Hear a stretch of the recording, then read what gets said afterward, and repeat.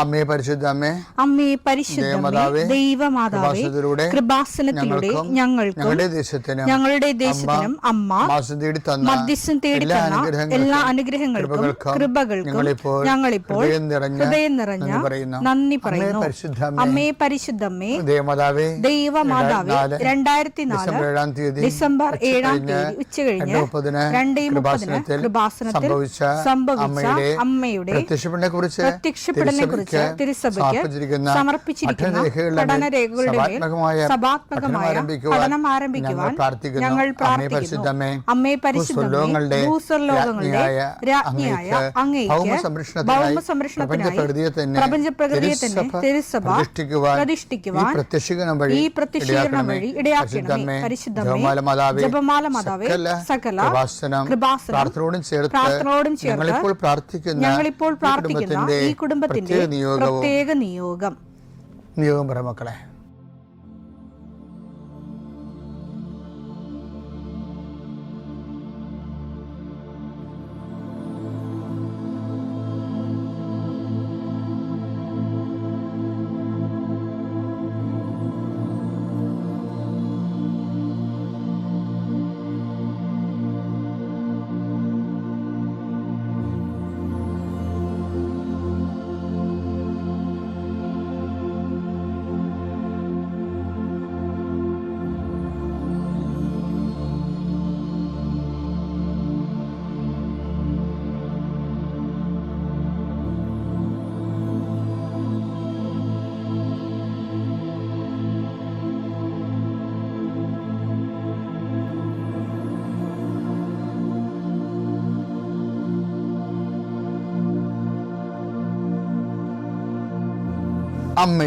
അമ്മയുടെ പ്രത്യക്ഷീകരണത്തിന്റെ ഈ അനുഗ്രഹവേളയിൽ ഞങ്ങൾക്ക് സാധിച്ചു തരുവാൻ കനിയണമേ.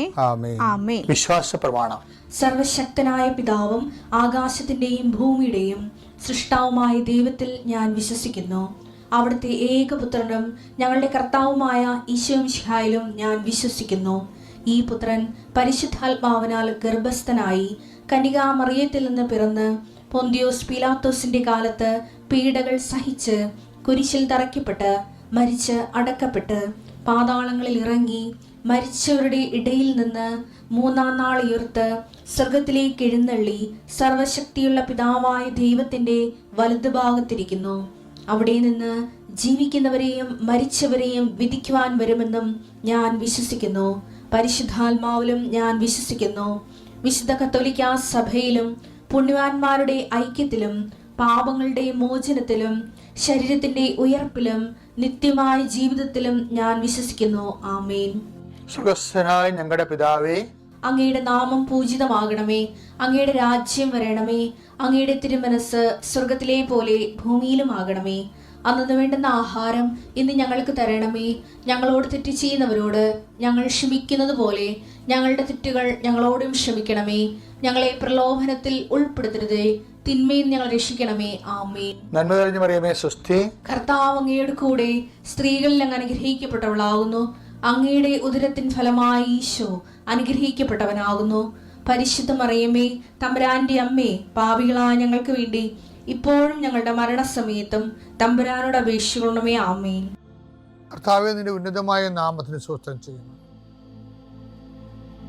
കർത്താവേ, ഇന്ന് യാത്ര ചെയ്യുന്നവരെ അവരുപയോഗിക്കുന്ന രേഖകൾ, ഓരോ രേഖകളെയും ഞാൻ കർത്താവിന് സമർപ്പിക്കുന്നു. നിങ്ങളുടെ സർട്ടിഫിക്കറ്റുകൾ, പ്രമാണങ്ങൾ, പാസ്പോർട്ടുകൾ, നിങ്ങളുടെ അപേക്ഷാ ഫോമുകൾ, നിങ്ങളുടെ ബാങ്ക് രേഖകൾ കർത്താവ് സ്പർശിക്കട്ടെ. ഇതുമായി കടന്നു പോകുന്നത് ഇതൊന്നും നഷ്ടപ്പെടാതിരിക്കാൻ കർത്താവിൻ്റെ വിശുദ്ധ മുദ്ര വെക്കട്ടെ. അത് ആർക്ക് കൊടുക്കുമ്പോഴും സ്വീകരിക്കുന്നതിന് പരിശുദ്ധാത്മ നിറയുകയും നിനക്ക് ദൈവഹിതമാണെങ്കിൽ നിനക്ക് അനുകൂലമായ തീരുമാനം എടുത്തുകൊണ്ട് നിന്നെ സന്ധിക്കാൻ ഇടവരുത്തിട്ട് പ്രാർത്ഥിക്കുന്നു. മത്സ്യത്തൊഴിലാളികളുടെ അവരുടെ ജീവിത മേഖലകളിലെ സാമ്പത്തികമായ ബാധ്യതകളും ഘടകങ്ങളുള്ളവരെ കർത്താവ് ഏറ്റെടുക്കട്ടെ. ഏല കൃഷിക്കാർ, റബ്ബർ കൃഷിക്കാർ, റബ്ബർ ടാപ്പ് ചെയ്യുന്നവർ, അതുകൊണ്ടെല്ലാം ഉപജീവനം നടത്തുന്നവർ, പലതരത്തിലുള്ള ഉൽപ്പന്നങ്ങൾ, കാർഷിക ഉൽപ്പന്നങ്ങൾ വിറ്റുമാറാതിരിക്കുന്നവർ, അത് വിറ്റുമാറിയില്ലെങ്കിൽ ജീവിത കാര്യങ്ങൾ നിറവേറാതെ തടസ്സപ്പെട്ട് കിടക്കുന്നവരെ ഈശോ നാമത്തെ ആശീർവദിക്കുന്നു. വിറ്റുമാറാനുള്ള സാധനങ്ങൾ, വള്ളങ്ങളുണ്ടാകും, വലകളുണ്ടാകും, വീടുണ്ടാകും, സ്ഥലമുണ്ടാകും, ഇങ്ങനെയെല്ലാം അതെല്ലാം പെൻഡിങ്ങിൽ കിടക്കുന്ന കാരണം എൻ്റെ കടങ്ങളുടെ പലിശകൾ കൂടുന്നവരുണ്ട്. കർത്താവേ, ഞാൻ അവരെ കൃപാസ്ഥാനത്താരെ ജീവനോടെ പ്രത്യക്ഷപ്പെട്ട മാതാവിൻ്റെ പ്രത്യക്ഷീകരണത്തിൻ്റെ ആ അടിസ്ഥാനത്തിൽ യേശുവിൻ്റെ നാമത്തിൽ ഞാൻ മക്കളെ ആശീർവദിക്കുന്നു. തടസ്സമുള്ള മക്കളെ കർത്താവിൻ്റെ നാമത്തിൽ ഞാൻ സാക്ഷ്യം പറയാനുള്ള അനുഭവം കിട്ടാൻ വേണ്ടി ഈശോ നാമത്തിൽ ആശീർവദിക്കുന്നു. പിതാപുത്രനും പരിശുദ്ധാത്മാവിനെ നീക്കുക. എൻ്റെ പ്രിയപ്പെട്ടവരെ, കേരള സഭാ ചരിത്രത്തിലെ രസകരമായ ചില അധ്യായങ്ങളുണ്ട്. 1870 മുമ്പ് ഈ ബെർണാഡ് ബെച്ച്നെല്ലി പിതാവ് വരാപ്പുഴ വികാരിയാത്ത് ഭരിക്കുന്നതിന് മുമ്പ് ഒരു പിതാവ് ഭരിച്ചിരുന്നു. അതായത് 1830-31 കാലഘട്ടത്തിലെ ഒരു പിതാവ് ഭരിച്ചിരുന്നു. അതായത് അദ്ദേഹം ആണ് ബിഷപ്പ് സ്റ്റബിലീനി.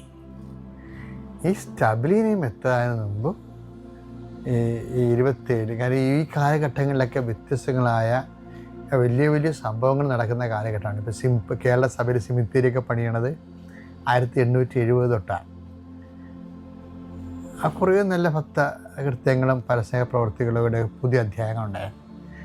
ഇനി ഞാൻ ആ ഭാഗങ്ങളൊക്കെ വായിച്ചുകൊണ്ട സമയത്തെ പെട്ടെന്ന് ഒരു പിതാവിൻ്റെ പേര് ഞാൻ മറന്നുപോയി. അതായത് ഒരു പിതാവ് എൻ്റെ കാലത്ത് നമ്മളെ കത്തോലിക്ക സഭയിൽ തന്നെ കുമ്പസാരിക്കണമെങ്കിൽ പൈസ കൊടുക്കണമായിരുന്നു. അത് നമ്മൾ പൈസ കൊടുക്കുന്നത് 2 അണ 4 അണയൊക്കെ കൊടുക്കുന്നത്. അമ്മ പറഞ്ഞത് 4 അണ. ഒന്ന് കുമ്പസാരിക്കുമ്പോൾ നിങ്ങൾ കുമ്പസാരിച്ച് പാപമോചനം ശ്രമിക്കുമ്പോൾ ആ അച്ഛൻ്റെ നിത്യവൃത്തിക്ക് വേണ്ടി നമ്മൾ 2 അണ അല്ലെങ്കിൽ 4 അണ അല്ലെങ്കിൽ 1 അണ കൊടുക്കും. അപ്പോൾ ഈ ഒരു പിതാവ്, ബെച്ച്നെല്ലി പിതാവിനേക്കാൾ മുമ്പ് ഒരു പിതാവ് വന്നായിരുന്നു.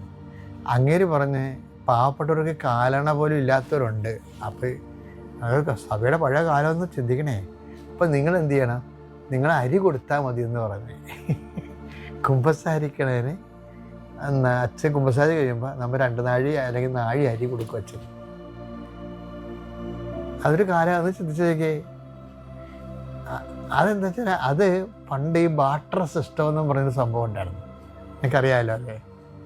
നാണയമൊക്കെ കണ്ടുപിടിക്കണ മുമ്പും ആൾക്കാരുടെ ഈ നാണയമൊക്കെ എത്തിച്ചേരണ മുമ്പും ആൾക്കാർ ചെയ്യണത് നമ്മളിപ്പോൾ വസ്തു കൊടുത്ത് വസ്തു വാങ്ങും.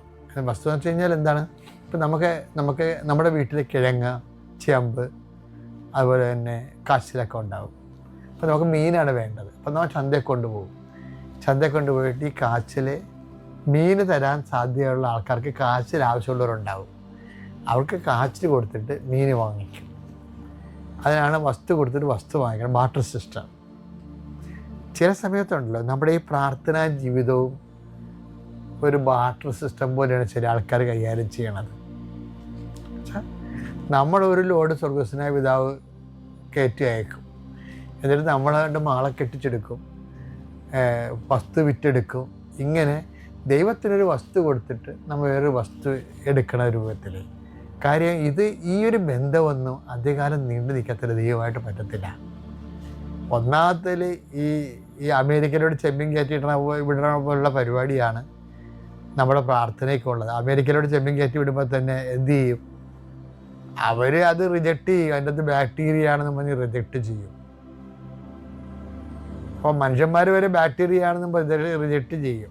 അപ്പോൾ ഇതുപോലെ നമ്മളെ കയറ്റി വിടുന്ന ജപമാലയും അല്ലെങ്കിൽ സ്തുതിപ്പും ആരാധനയും ഒക്കെ ദൈവം ഈ കയറ്റി വിടുന്നത് ദൈവം ബാക്ടീരിയ ആണെന്നും പറഞ്ഞ് റിജക്റ്റ് ചെയ്യും. അതെന്താ കാര്യം? നമ്മുടെ വെറുപ്പ്, വിദ്വേഷം, ചതി, അഹങ്കാരം, മുൻകോപം, കലഹം, ഭിന്നത, ഇതൊക്കെ ബാക്ടീരിയ ഉണ്ടല്ലോ. അപ്പോൾ നമ്മുടെയൊക്കെ എന്നല്ലേ ഇത് പോണത്. ആ ബാക്ടീരിയ അതിനകത്ത് കയറും. അതുകൊണ്ടാണ് ഭജനം പറയണത്, ബാക്ടീരിയ പ്രാർത്ഥന കയറിയ ആ പ്രാർത്ഥന മൊത്തം റിജക്റ്റഡ് ആവും. അതുകൊണ്ടാണ് ഭജനം പറയണത്, വിശുദ്ധി കൂടാതെ ദൈവത്തെ പ്രസാദിപ്പിക്കുക സാധ്യമല്ലെന്ന്. എബ്രായർ 12:14. വിശുദ്ധി കൂടാതെ ആർക്കും കർത്താവിനെ ദർശിക്കാൻ സാധ്യമല്ല. അപ്പോൾ എപ്പോഴും നമ്മൾ ശ്രദ്ധിക്കേണ്ട വിഷയം, ഈ പ്രാർത്ഥിക്കുന്നത് ഏറ്റവും വലിയ ദൈവാനുഗ്രഹമാണ്. പക്ഷേ പ്രാർത്ഥിക്കുമ്പോൾ കണ്ടാമിനേറ്റഡ് ആകാതിരിക്കാൻ വേണ്ടി അതിനകത്ത് ബാക്ടീരിയ, വെറുപ്പിൻ്റെയും വിദ്വേഷത്തിൻ്റെയൊക്കെ ബാക്ടീരിയ കയറാതിരിക്കാൻ വേണ്ടി പ്രത്യേകം ശ്രദ്ധിക്കണം. അപ്പോൾ ഈ പ്രാർത്ഥനയെല്ലാം ദൈവം അക്സെപ്റ്റ് ചെയ്യും. നമ്മളെ കൃപ കൊണ്ട് നമ്മളെ വിശ്വാസം വളർത്തുകയും നിലനിർത്തുകയും ചെയ്യും.